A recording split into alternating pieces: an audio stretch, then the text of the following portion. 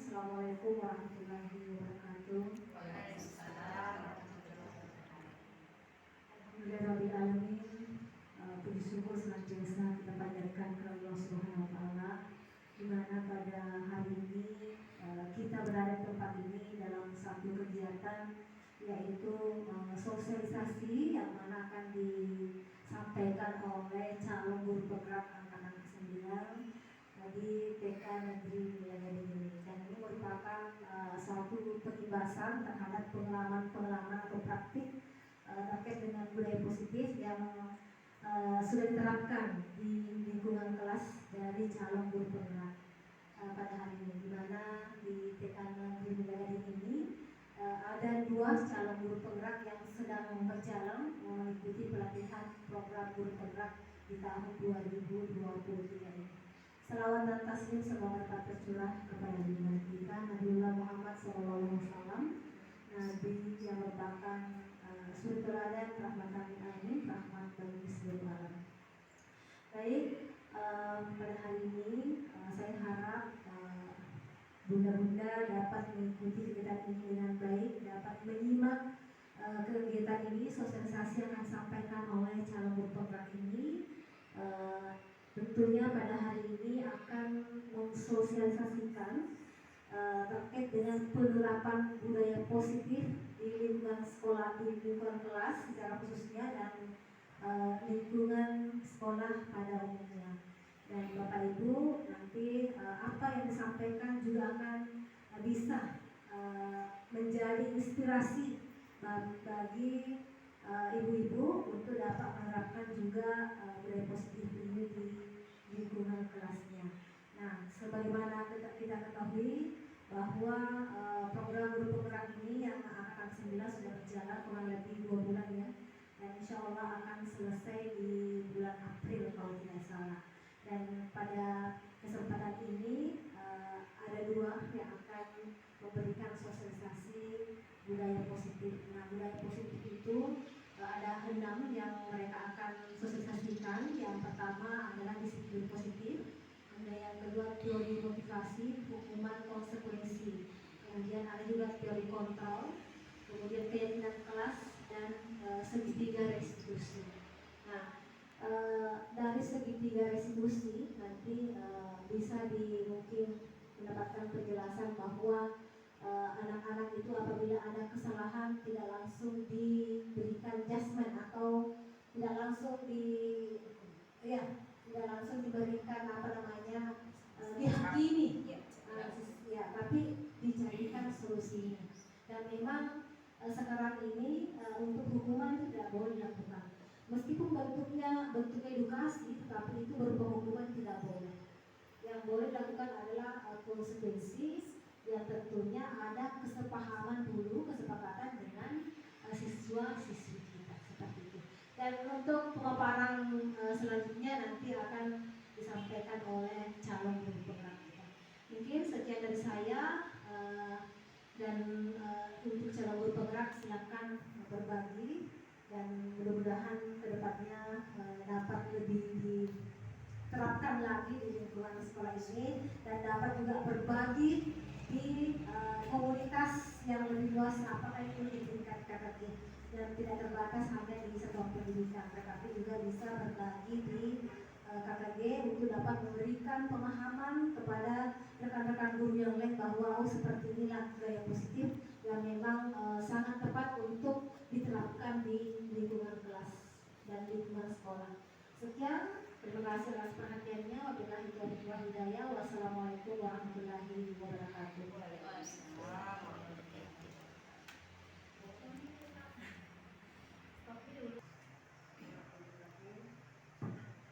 Assalamualaikum warahmatullahi wabarakatuh. Waalaikumsalam warahmatullahi wabarakatuh. Saya hormati, dan sama-sama kita hormati Ibu Pengawas PKSD Wilayah Cilacap.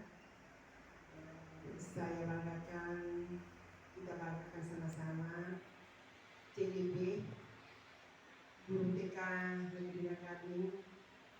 Alhamdulillah, bersyukur kita panjatkan kepada Allah Subhanahu wa taala hanya kesehatan dan kesempatan yang diberikan kepada kita semua sehingga pada kesempatan ini kita sempat mengikuti sosialisasi daripada calon ibu penggerak ini. Olehnya itu saya sangat bersyukur karena tahun ini ada 2 guru TK Negeri Ngakading yang sempat masuk CGP atau calon ibu penggerak. Dan alhamdulillah tahun lalu juga sudah ada 1 orang yang sudah masuk dan sudah mendapatkan sertifikat. Oleh itu saya sangat bersyukur atas adanya anak-anak semuanya bisa mengikuti CGP ini, dan berharap anak-anakku yang belum mengikuti, yang belum masuk CGP ini supaya kita berusaha dan semangat untuk ikut, karena tanpa ada seperti ini saya kira pengetahuan kita tentang PAUD kita ketinggalan. Karena saya lihat CGP guru penggerak yang sudah bersertifikat, ya alhamdulillah betul-betul bergerak. Jadi saya harap kepada anak yang 2 orang ini yang ikut supaya terus untuk berusaha bagaimana untuk bergerak, bukan hanya dirinya sendiri tapi teman-teman yang lain yang belum sempat ikut. Mari kita berikan pengetahuan ilmu dan pengetahuan kita yang kita miliki disosialisasikan kepada teman-teman kita, baik di dalam sekolah ini maupun di lembaga-lembaga lain. Mungkin inilah harapan saya, semoga anak-anak semuanya bisa menerima atau pelajaran yang ada di dalam pendidikan ini, kita dapat mentransfer ilmunya ke teman-teman kita. Terima kasih. Alhamdulillahirrahmanirrahim. Wassalamualaikum warahmatullahi wabarakatuh.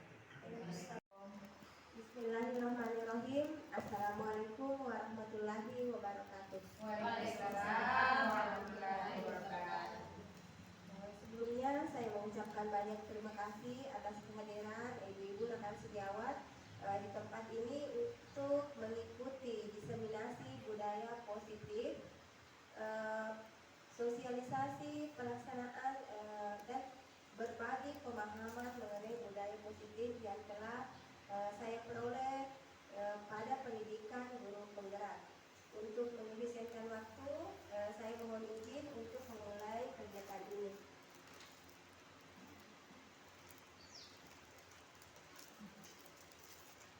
Pada kegiatan kali ini ada beberapa topik yang akan saya diseminasikan kepada ibu-ibu rekan sejawat. Yang pertama yaitu disiplin positif dan nilai-nilai kebajikan universal. Yang kedua, teori motivasi, hukuman dan penghargaan, restitusi, keyakinan kelas, kebutuhan dasar manusia, posisi kontrol, dan yang terakhir segitiga restitusi. Di awal ini sebelum kita lanjut pada slide selanjutnya, ada perubahan paradigma dari stimulus respon ke teori kontrol. Siapa sesungguhnya yang memiliki kontrol? Pada stimulus respon, kita mencoba mengubah orang agar berpandangan sama dengan kita. Akan tetapi di teori kontrol, kita berusaha memahami pandangan orang lain tentang dunia. Di stimulus respon, perilaku buruk dilihat sebagai suatu kesalahan. Di teori kontrol, semua perilaku memiliki tujuan. Pada stimulus respon, orang lain bisa mengontrol saya. Di teori kontrol, hanya Anda yang bisa mengontrol diri Anda. Stimulus respon, saya bisa mengontrol orang lain. Teori kontrol, Anda tidak bisa mengontrol orang lain. Stimulus respon, pemaksaan ada pada saat rujukan gagal. Di teori kontrol, kolaborasi dan konsensus menciptakan pilihan-pilihan baru. Stimulus respon, model berpikir menang kalah, model berpikir menang. Pada kedua paradigma ini sangat bertolak belakang. Dari stimulus respon, dengan teori kontrol. Disinilah kita memahami siapa yang sesungguhnya memiliki kontrol atas diri kita. Apakah diri kita sendiri ataukah kita dikontrol oleh orang lain. Selanjutnya yaitu apa makna disiplin. Disiplin mungkin bukanlah hal yang asing bagi ibu-ibu semua. Hanya pada kesempatan ini saya ingin memperjelas kembali apa sih makna dari disiplin itu. Disiplin itu sendiri berasal dari bahasa Latin disiplina yang artinya belajar. Makna asal dari kata ini berkonotasi dengan disiplin diri dari murid-murid Socrates dan Plato. Disiplin diri membuat orang menggali potensinya menuju sebuah tujuan apa yang dia hargai. Namun dalam budaya kita, makna kata disiplin telah berubah menjadi sesuatu yang dilakukan seseorang pada orang lain untuk mendapatkan kepatuhan. Kecenderungan umum adalah menghubungkan kata disiplin dengan ketidaknyamanan, bukan dengan apa yang kita hargai atau pencapaian suatu tujuan mulia. Yang kita dengar selama ini ketika disebut kata disiplin, yang terbayang dalam pikiran kita mungkin suatu kondisi yang tidak nyaman yang memaksa kita harus mengikuti suatu aturan meskipun itu tidak sesuai dengan apa yang kita inginkan. Padahal hakikat dari disiplin sendiri itu adalah belajar untuk menghargai, untuk mencapai suatu tujuan mulia, bukan untuk mendapatkan ketidaknyamanan. Selanjutnya di sini ada nilai-nilai kebajikan universal. Nilai-nilai inilah yang akan menjadi rujukan kita dalam menyusun atau dalam membuat keyakinan kelas. Apa sih nilai-nilai kebajikan universal itu? Nilai-nilai kebajikan adalah sifat-sifat positif manusia yang merupakan tujuan mulia yang ingin dicapai setiap individu. Nilai-nilai tersebut bersifat universal dan lintas bahasa, suku bangsa, agama maupun latar belakang. Karena sesungguhnya setiap perbuatan itu memiliki suatu tujuan. Menurut Dr. William Glasser pada teori kontrol, dengan mengaitkan nilai-nilai kebajikan yang diyakini seseorang, maka motivasi intrinsiknya akan terbangun sehingga menggerakkan motivasi dari dalam untuk mencapai tujuan mulia yang diinginkan. Nilai-nilai kebajikan yang ingin dicapai oleh setiap anak Indonesia kita kenal dengan profil pelajar Pancasila, yang terdiri dari beriman, bertakwa kepada Tuhan Yang Maha Esa, dan berakhlak mulia, mandiri, bernalar kritis, berkebinekaan global, bergotong royong, kreatif. Selain nilai-nilai kebajikan universal yang saya tampilkan di sini, masih banyak lagi nilai-nilai kebajikan yang diyakini untuk bisa dijadikan rujukan dalam membuat keyakinan kelas. Selanjutnya yaitu teori motivasi, hukuman dan penghargaan restitusi. Yang pertama yaitu teori motivasi perilaku manusia. Ada 3 jenis motivasi yang ada yang mempengaruhi perilaku manusia, yaitu motivasi eksternal untuk menghindari ketidaknyamanan atau hukuman. Apa yang akan terjadi apabila saya tidak melakukannya? Ketika pertanyaan itu muncul dari dalam diri kita, itu berarti kita sedang mendapatkan motivasi eksternal. Motivasi eksternal kedua yaitu untuk mendapatkan imbalan dari orang lain. Apa yang akan saya dapatkan apabila saya melakukannya? Dan yang paling terakhir, yang paling penting yaitu motivasi internal, tujuan disiplin positif, yaitu untuk menghargai diri sendiri.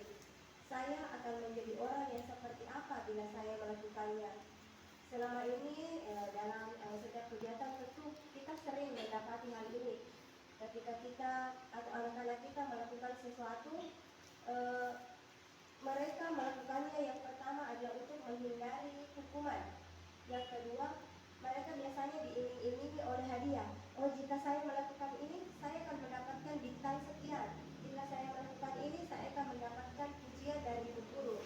Dan tentunya yang ingin kita capai di sini adalah bagaimana anak-anak kita mampu menghargai dirinya sendiri sehingga dia melakukan sesuatu itu atas motivasi yang ada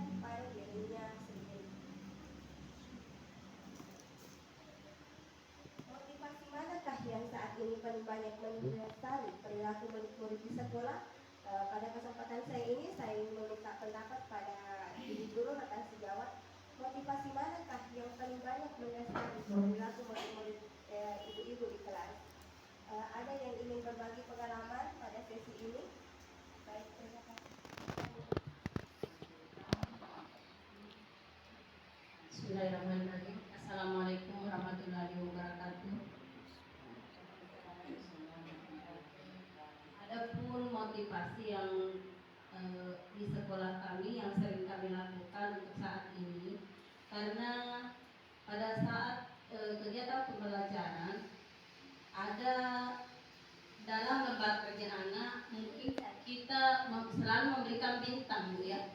Kita memberikan bintang, jadi saya kira ini motivasinya ini anak-anak akan lebih bersemangat bila mendapatkan banyak bintang, dan itulah yang kami terapkan di sekolah kami. Mungkin maksudnya di sini pemberian hadiah seperti yang Ibu tadi paparkan, bahwa anak-anak itu tidak bisa dijanjikan hadiah ataupun berupa bintang seperti yang kami lakukan. Itu Bu. Terima kasih.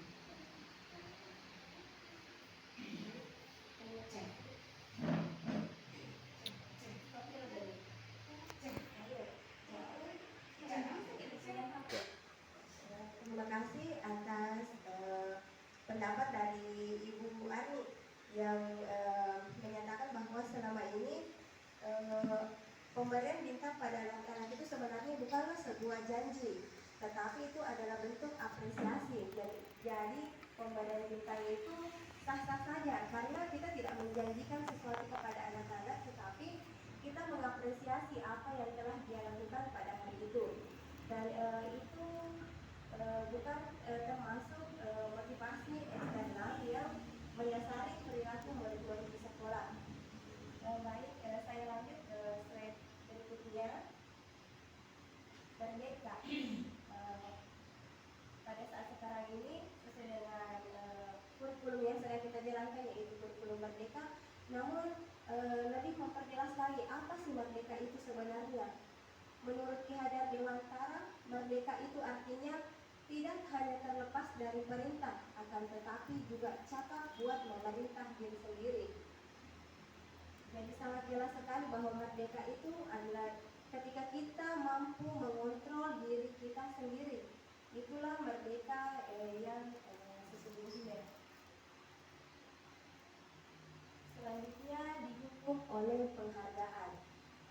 Ibu-ibu sekalian, pada suatu waktu kadang kita diberikan penghargaan, tapi sebenarnya penghargaan itu adalah suatu bentuk hukuman yang diberikan kepada anak-anak. Apa sih maksud ini dihukum oleh penghargaan dan apa efeknya? Dihukum oleh penghargaan ketika kita menjanjikan sesuatu kepada anak-anak dan itu yang menjadi motivasi mereka untuk melakukan sesuatu. Pengaruhnya akan seperti ini, ada pengaruh jangka pendek dan jangka panjang. Penghargaan yang menghukum, penghargaan mengurangi ketepatan, penghargaan tidak efektif, dan penghargaan merusak hubungan. Saya bisa jadikan contoh ini, penghargaan merusak hubungan. Pada kegiatan sehari-hari di kelas, ketika kita memberikan perhatian lebih kepada salah seorang anak, apakah karena anak itu pintar, apakah karena anak itu lebih patuh, sesungguhnya itu merusak hubungannya dengan teman-teman yang lainnya karena akan menimbulkan kecemburuan dari teman-teman yang lain. Kita memberikan perhatian lebih kepada anak yang pada hakikatnya kita hanya ingin mengapresiasi apa yang telah mereka lakukan.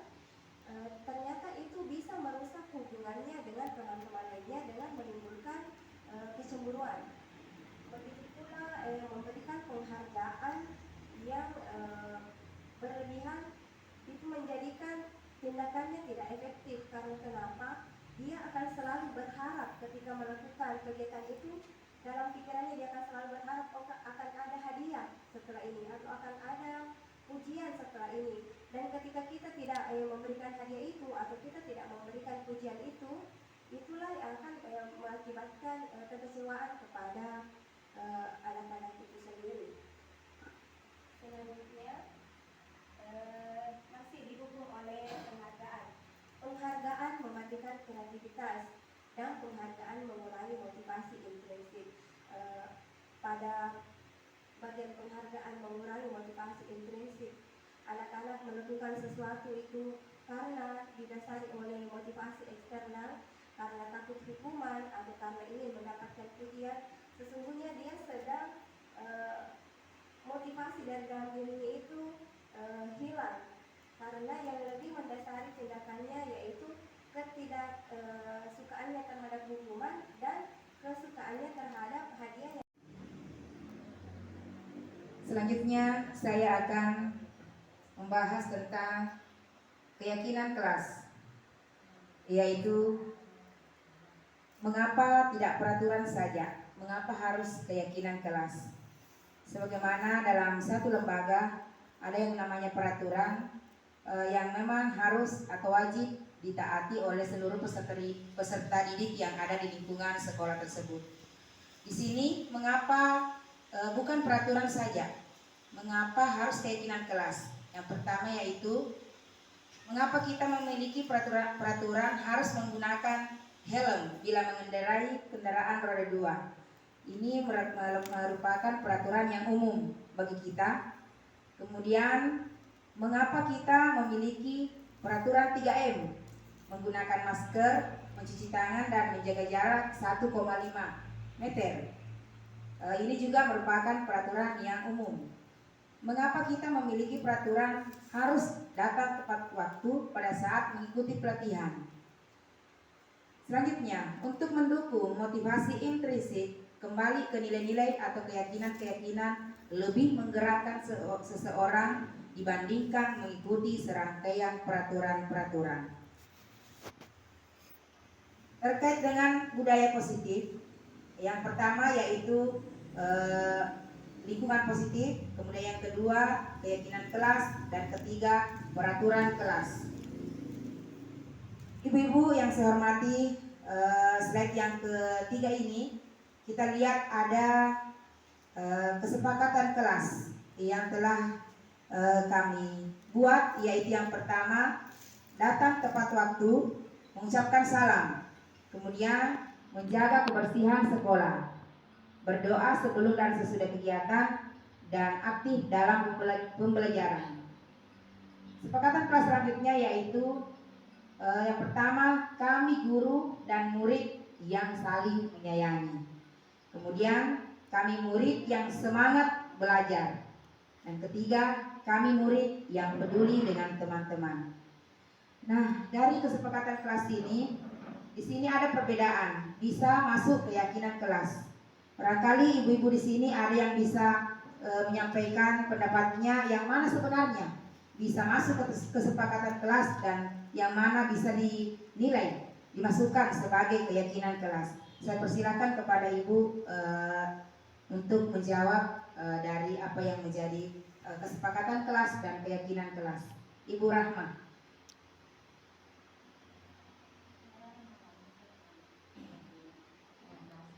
Terima kasih atas kesempatan yang diberikan.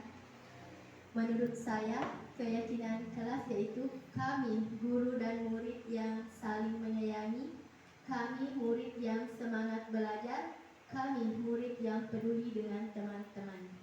Sekian. Terima kasih jawaban atau tanggapan dari Ibu Rahma, yang mana Ibu Rahma menilai bahwa yang bisa masuk sebagai kesepakatan keyakinan kelas di sini yaitu yang pertama saling menyayangi, kemudian yang kedua semangat belajar, dan yang ketiga kami murid atau murid yang peduli dengan teman-teman. Jadi di sini sudah bisa kita bedakan bahwa yang kesepakatan kelas bisa kita ambil datang tepat waktu, mengucapkan salam, menjaga kebersihan sekolah, berdoa sebelum dan sesudah kegiatan, dan aktif dalam pembelajaran serta tertib.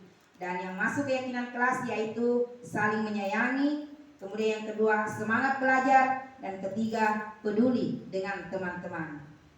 Selanjutnya, di sini ada perbedaan antara peraturan kelas dan keyakinan kelas. Yang mana yang masuk peraturan kelas di sini yang pertama yaitu selalu mengembalikan buku ke tempatnya. Kemudian menjadi keyakinan kelas itu merupakan satu tanggung jawab. Kemudian yang kedua, dilarang mengganggu orang lain. Keyakinan kelasnya menghormati orang lain. Peraturan yang ketiga, hadir di sekolah 15 menit sebelum pembelajaran dimulai. Di dalam keyakinan kelas, menghormati orang lain dan berkomitmen. Peraturan keempat, dilarang melakukan kekerasan. Kemudian masuk keyakinan kelas yaitu keselamatan dan menghormati orang lain. Selanjutnya, bergantian atau menunggu giliran itu termasuk menghormati orang lain. Kemudian menggunakan masker itu merupakan keyakinan kelas menjaga kesehatan. Dan peraturan selanjutnya, jangan berlari di kelas atau koridor. Ini di keyakinan kelas kita dapat ambil menghormati orang lain, bersabar, kesehatan dan keselamatan serta keamanan. Selanjutnya, untuk tindakan guru dan hukuman atau konsekuensi. Ada beberapa contoh di sini yang masuk tindakan guru dan hukuman atau konsekuensi yang akan diberikan terhadap peserta didik. Yang pertama, tindakan guru mencatat 1000 kali di dalam buku kalimat, saya tidak akan terlambat lagi karena terlambat ke sekolah. Barangkali ada ibu-ibu yang bisa memberikan pendapatnya, apa sebenarnya ini, apakah termasuk hukuman atau konsekuensi mencatat 100 kali di dalam buku kalimat, saya tidak akan terlambat lagi karena terlambat ke sekolah. Saya persilakan kepada Ibu Nita.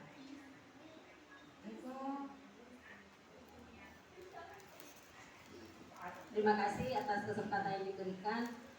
Di sini mencatat 100 kali di dalam buku kalimat, saya tidak akan terlambat lagi karena terlambat ke sekolah.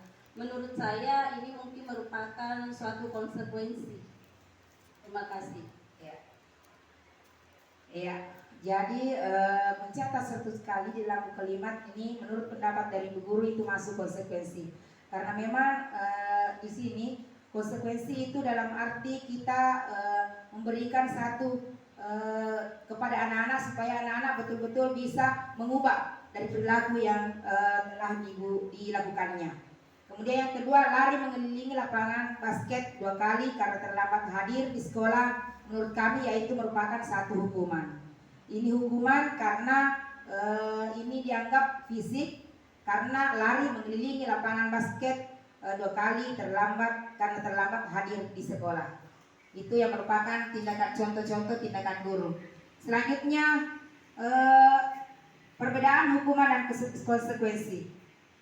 Yang pertama yaitu hukuman konsekuensi. Sesuatu yang menyakitkan harus terjadi dan membuat anak sakit untuk jangka waktu lama. Ini yang merupakan perbedaan dari hukuman dan konsekuensi. Kalau konsekuensi yaitu membuat anak merasa tidak nyaman dalam waktu pendek. Ya. Kemudian anak membenci kedisiplinan. Kalau konsekuensinya anak menghargai kedisiplinan. Kemudian mendorong anak menyakiti diri sendiri. Kalau konsekuensinya mendorong anak agar mudah menyesuaikan diri. Selanjutnya konsep diri yang baik untuk konsekuensi konsep diri yang baik dan hukuman tadi menjadi konsep diri yang buruk. Kemudian anak belajar untuk menyembunyikan kesalahan. Dalam konsekuensinya anak belajar untuk mematuhi peraturan. Selanjutnya, identitas gagal dan identitas sukses antara hukuman, konsekuensi dan restitusi. Di dalam hukuman bahwa sesuatu yang menyakitkan harus terjadi. Kalau konsekuensi sesuatu itu harus terjadi. Sementara di restitusi merupakan pilihan. Ini merupakan identitas yang gagal tadi bahwa sesuatu yang menyakitkan harus terjadi. Setelah identitas sukses, maka ada disiplin, terjadi disiplin dan konsekuensi serta restitusinya bisa terpenuhi. Kemudian yang kedua, tidak nyaman untuk murid anak untuk jangka waktu panjang. Identitas suksesnya untuk konsekuensi tidak nyaman untuk murid anak untuk jangka waktu pendek, sementara di restitusi menguatkan untuk murid atau anak dalam jangka waktu yang panjang. Selanjutnya berlaku untuk hukuman, berlaku hanya pada sebuah institusi, tidak berlanjut pada hukuman nyata. Kalau konsekuensi membantu penerapan mengikuti peraturan dalam masyarakat, sementara di restitusi fokus dalam pemecahan masalah dalam jangka waktu yang panjang. Selanjutnya saya pindah ke kebutuhan dasar manusia dan dunia berkualitas. Kebutuhan dasar manusia itu ada 5, yaitu yang pertama bisa bertahan hidup, cinta dan kasih sayang, penguasaan, kesenangan dan kebebasan. Kemudian 5 posisi kontrol, yaitu yang pertama motivasi. Motivasi ada identitas guru berbuat, guru berkata, kemudian hasilnya memberontak, menyalahkan orang lain, kaitan dengan dunia luar, berkualitas, dan dampak pada murid. Selanjutnya saya pindah kepada segitiga restitusi. Di sini segitiga restitusi yaitu yang pertama yaitu validasi tindakan yang salah, kemudian menanyakan keyakinan dan menstabilkan identitas. Di mana kamu tentu punya alasan mengapa melakukan segitiga restitusi itu. Kemudian adakah cara yang lebih efektif untuk mendapatkan apa yang kamu butuhkan, dan nilai-nilai apakah yang telah kita sepakati. Selanjutnya kamu ingin menjadi orang yang seperti apa. Setiap orang pasti pernah melakukan kesalahan dan kamu bukan satu-satunya yang pernah melakukan ini. Jadi segitiga restitusi ini tadi ada validasi tindakan yang salah, kemudian menanyakan keyakinan dan menstabilkan identitas.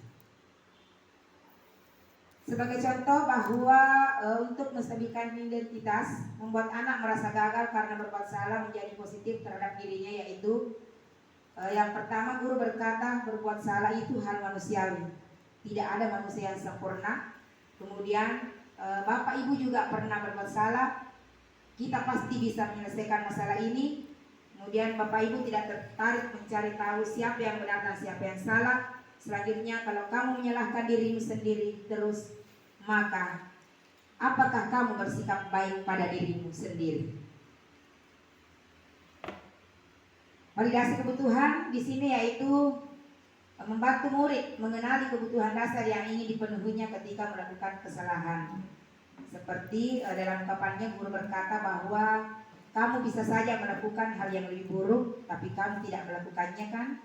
Nah, ini kata-kata dari guru. Kemudian yang kedua, kamu pasti punya alasan mengapa melakukannya. Apa yang penting bagi kamu? Kamu boleh terus berusaha menjaga sikap, tapi tambahkan sikap lain yang baru. Maukah kamu belajar cara lain, dan apa kamu bisa melakukannya dengan yang lebih baik, yang lebih dari itu. Kemudian terakhir, menanyakan keyakinan. Anak melihat kesalahannya dihubungkan dengan norma sosial.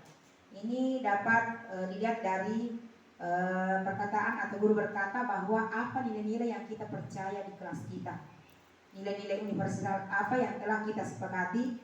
Kelas yang ideal itu seperti apa, kamu ingin menjadi anak seperti apa, dan apa yang kamu rasakan ketika melakukan itu, kamu menjadi orang yang seperti apa.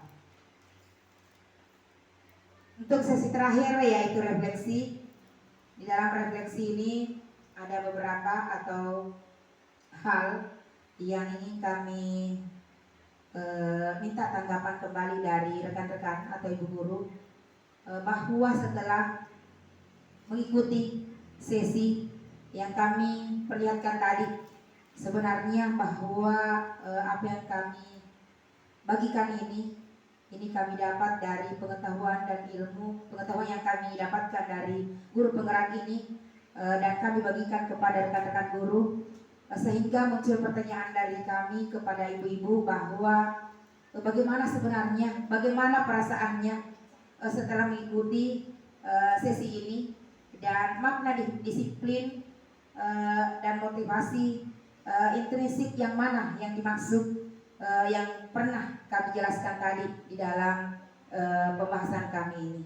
Saya persilakan kepada ibu-ibu, ada yang bisa memberikan jawabannya ataupun memberikan satu masukan ataupun merefleksikan perasaan-perasaannya setelah mengikuti kegiatan ini. Saya persilakan kepada ibu.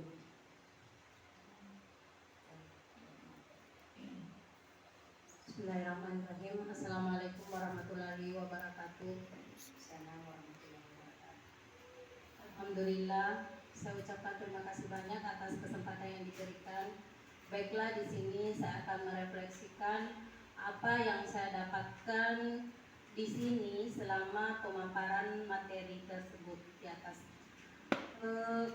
Di sini saya dari segitiga restitusi tadi tentang penyelesaian masalah, ya, tentang penyelesaian masalah mengenai tentang hukuman dan konsekuensi, ya, hukuman dengan konsekuensi. Di sini saya awalnya saya belum bisa memahami bilang yang manakah termasuk konsekuensi dan yang mana termasuk hukuman, ya. Dan di situ pula saya juga belum paham betul bahwa konsekuensi ini bisa memberikan rasa sakit, ya, rasa sakit yang diterima anak tetapi dalam jangka waktu pendek. Sedangkan hukuman adalah sesuatu yang hukuman artinya perasaan sakit yang dirasakan anak dalam jangka panjang. Kemudian tentang segitiga restitusi yang keyakinan kelas. Tentang keyakinan kelas. Di sini saya bisa memahami karena selama yang kita lakukan masih termasuk kesepakatan kelas. Di sini saya bisa melihat dengan jelas bahwa ini yang termasuk keyakinan kelas, dan insya Allah kami akan merubah di kelas kami masing-masing. Saya kira cukup sekian untuk refleksi saya. Saya akhiri dengan ucapan Assalamualaikum warahmatullahi wabarakatuh. Waalaikumsalam warahmatullahi wabarakatuh. Terima kasih kami ucapkan kepada Ibu Buraniati, yang mana bahwa untuk refleksi dari pemaparan kami, yaitu yang pertama tadi mengenai hukuman dan konsekuensi, perbedaan antara hukuman dan konsekuensi, bahwa di dalam lingkungan kami atau khususnya di lingkungan taman kanak-kanak memang sangat sulit untuk membedakan sebenarnya yang mana hukuman, apa yang sebenarnya yang harus kami lakukan sebagai guru taman kanak-kanak dalam hal membedakan antara hukuman dan konsekuensi. Kemudian yang kedua yaitu terkait dengan keyakinan kelas, bahwa ada perbedaan antara kesepakatan dan keyakinan. Kesepakatan itu merupakan aturan yang harus ditaati oleh seluruh lingkungan atau seluruh peserta didik atau sumber yang ada di lingkungan sekolah itu. Kemudian kalau keyakinan kelas itu menjadi keyakinan dalam setiap kelas, karena keyakinan kelas itu tidak harus sama. Jadi dalam satu kelas itu bisa saja dalam satu kelas itu berbeda pendapatnya tentang keyakinan kelas ini. Baik Bapak Ibu yang saya hormati, untuk pemaparan kami pada hari ini saya tutup dengan ucapan alhamdulillahirabbil alamin. Terima kasih sekali lagi. Saya mewakili dari teman CGP, saya Dwi Jayanti dan Sukmawati, calon guru penggerak TK Negeri Nila Gading, Rope Gading, mengucapkan terima kasih kepada Ibu Kepala Sekolah dan ibu-ibu guru yang ada di Taman Kanak-kanak Negeri Nila Gading ini. Mohon maaf atas segala kekurangan. Saya akhiri. Wassalamualaikum warahmatullahi wabarakatuh.